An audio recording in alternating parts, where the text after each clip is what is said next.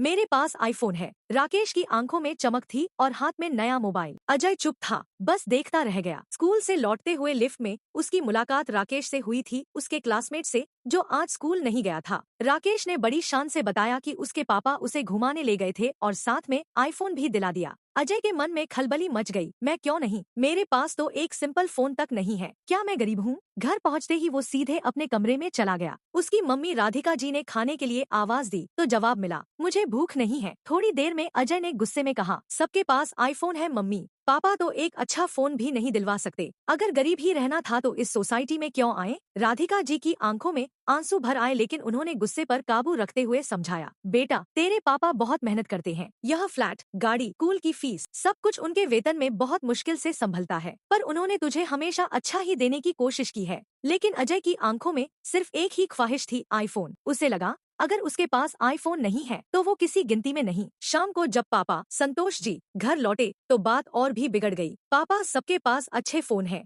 Branded कपड़े हैं, bikes हैं, हमारे पास कुछ नहीं। संतोष जी ने सख्ती से कहा, अगर हम अपनी औकात से ऊपर जीने लगे तो कल को कुछ भी नहीं बचेगा। पढ़ाई कर बेटा, जिंदगी खुद संवर जाएगी। अजय चुप रहा, लेकिन उस रात उसने कुछ तय कर लिया था। सुबह घर में कोहराम मचा था, अजय अपने कमरे में नहीं था। संतोष जी इधर उधर भागे, सोसाइटी में ढूंढा, दोस्तों से पूछा, लेकिन कहीं नहीं मिला। राधिका जी फूट फूट कर रो रही थी, उनके हाथ में अजय का लिखा खत था, पापा मैं घर छोड़ कर जा रहा हूँ, अब कुछ बनकर ही लौटूंगा। हर चीज के लिए तरसते हुए मैं नहीं रह सकता। दिल बैठ गया था संतोष जी का, पर अजय उस समय एक ट्रेन में बैठा मुंबई की ओर बढ़ रहा था, सपनों की तलाश में। मुंबई स्टेशन पर उतरते ही उसे भीड़ मिली, शोर मिला और भूख लगी। वो एक छोटे होटल में गया, खाना ऑर्डर किया। एक कमजोर थका हुआ आदमी खाना लेकर आया। अजय ने तंज कसते हुए होटल मालिक से कहा, इसे काम पर क्यों रखा है? कोई जवान आदमी रखो, ये क्या काम करेगा? मालिक मुस्कुराया, बेटा ये आदमी कभी बहुत अमीर था, अपने घर वालों से झगड़कर सब कुछ छोड़ दिया, वापस लौटा तो माँ बाप नहीं रहे, प्रॉपर्टी रिश्तेदारों ने हड़प ली, अब बस पछतावे में जी रहा है।